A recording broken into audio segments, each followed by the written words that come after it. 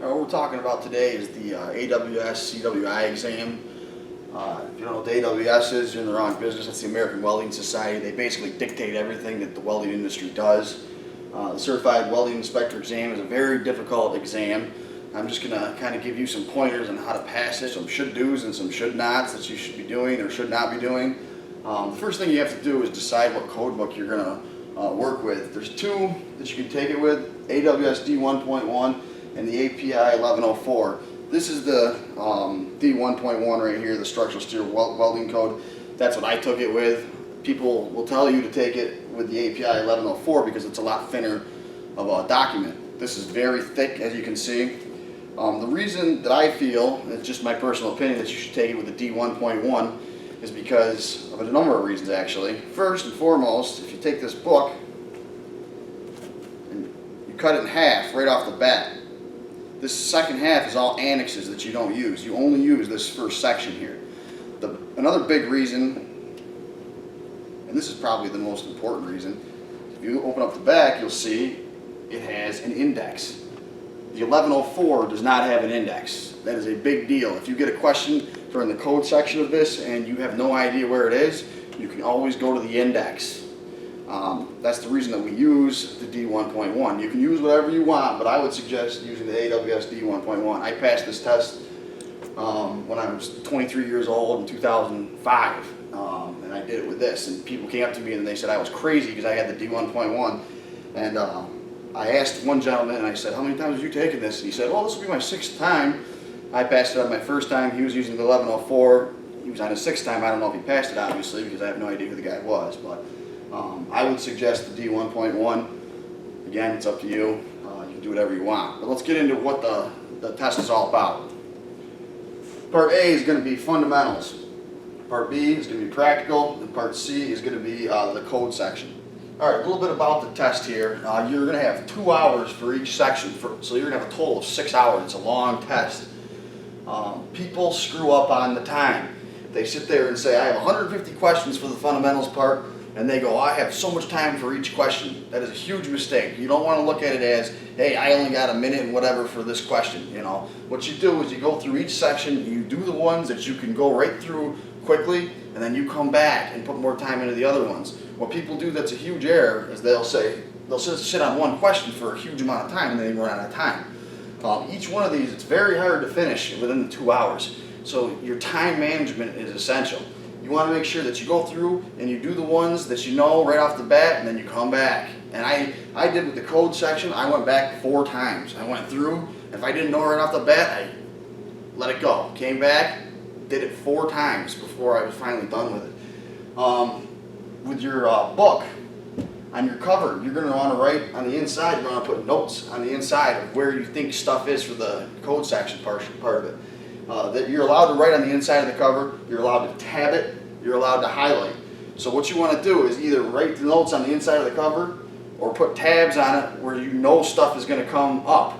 And then when you get to the page, you want to highlight the information that you think is going to be asked. That being said, they might not ask it, but it's a way of saving time. You can see the inside of this cover, I've got notes on it and the page numbers, and it's just stuff that I thought for sure was going to be on there.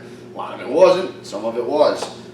Essential variables, qualifying WPSs, visual inspection. You know there's going to be a question on visual inspection. Preheats, postheats, electrode groups, radiographs, things like that. You want to have some way of being able to zip through some of these questions. Otherwise, you're going to be out of time and you're going to fail. So, one of the things I want to do with this video is if you take the D1.1 exam, you know, get on there and throw some comments on there of what you experienced, whether it was negative, positive, and you know, put it out there so that people can learn from it and, you know, pass it without taking it 6 times. You know, you may think the AWS wants you to pass this test, but they really don't, because they're going to get paid for it if you come back and take it again. And I got a couple of reasons why, when I took it, that I just couldn't believe some of the stuff that was on there. It was just ridiculous. I mean, it wasn't something that you would do as a CWI, and that's why it kind of bothered me. But I'm going to give you what happened with me so that you won't screw it up, because I feel like I might have screwed some of that stuff up. We're going to start with the fundamentals here. They're going to put a lot of stuff on welding in general. You got to know your TIG, your stick, your MIG. You also need to know your sub-arc, all your welding processes, any of them could be on there. A lot of welding symbol stuff, so make sure you know your welding symbols. They were on there, and that's all fine. Inspection methods, you got to know a lot about inspection on there. I don't know what percentage, but it was a decent amount. They asked a lot about x-rays, and this is where I'm saying they might not want you to pass, because the x-rays or radiographs, if you're going to do those, you're going to have somebody in-house that does that, or you're going to send it out. You have to be a certified radiograph interpreter in order to do that. So why would they ask a bunch of questions on x-rays? Because they know you don't know the answers. Get in the x-ray part, the radiograph, make sure you understand as much of it as you possibly can, because they asked a huge amount on x-rays. Practical. This is where they're going to give you a bunch of plastic specimens of welds, replicas, if you will. They're also going to give you a separate little book, and the book isn't necessarily the correct code that you know. So if you think that you have to have an 1/8 of an inch face reinforcement on the weld, which typically is what's going on, that might not be what's in the book. So you have to refer to the book for every single thing that you measure, every dimension that you take, every weld discontinuity. You look up in the book and make sure it's in there. It's not a real big section. I think it was 27 pages. But they're going to give you these plastic specimens. They're not all that accurate. You can see where people have dug calipers into them. So it's really hard to, one question was down to a 64th of an inch that I had. And I put the fillet gauge in there, and the plastic specimen wasn't square. It was a little bit sketchy. So you really want to take your time on this. The practical, I will say, there was, I want to say 7 or 8 people there taking just this section. So a lot of people failed on this. I didn't think it was that hard. I thought the code was worse, but that's me, and everybody's different. But there was a lot of people that didn't pass the practical section on this. They used to, if you failed it, you just failed it. You had to take the whole test over again. Now, if you pass 2 out of the 3, and your overall average is above a 72, they'll let you take just the one that you failed. So you have to have at least a 72 average for everything, and pass 2 of these, and then you can just take the 1. That's a new thing they're doing, which is good. It helps you not have to come back for 6 hours and all the travel and all that stuff. But you're going to want to know how to use a fillet gauge. You're going to want to know how to use a face reinforcement gauge, calipers, micrometers, things like that. That's all in there. There's also some general inspection questions in here. They're going to give you a little photo card, and they're going to have dye penetrant tests on there. They're going to have mag particle tests on there, and they're just going to ask you general questions like, what is this testing process? And you'll see a developer with, the penetrant coming through, and you'll say penetrant test. Or they'll ask the discontinuities that are in the actual pictures. So you got to know that stuff. There was also an ultrasound. They wanted to know what kind of probe it was, and it was an angle probe. So you got to know a little bit about ultrasound. The part that I thought was the hardest when I took it was the code section. They asked a lot of sketchy stuff in this that had, I've done inspections for a number of different types of industries. They didn't ask a lot on WPSs or PQRs or welder quals. A lot of the stuff that I wrote on the inside of the book, it didn't ask. It had a lot on reinforcements. How much reinforcement do you want to put on some type of groove joint based on the material and all that stuff. So there was a lot on reinforcements. Again, they hammered x-rays. They do this because they know you don't know what it is, and they want you to take it again and give them more money. So you got to really know your x-ray section, your radiographs. And then for some reason they asked a number of questions on a thing called shelf bars. I've never heard of a shelf bar. I have no idea what it is when I'm taking this test, right? The one question was, if you were going to use a shelf bar, what position would you be in? And I just put down the horizontal because I thought the only time I ever refer to a shelf is when I'm doing horizontal. You shelf each bead up. There was another one where it asked, there was at least, I want to say 3 questions on shelf bars.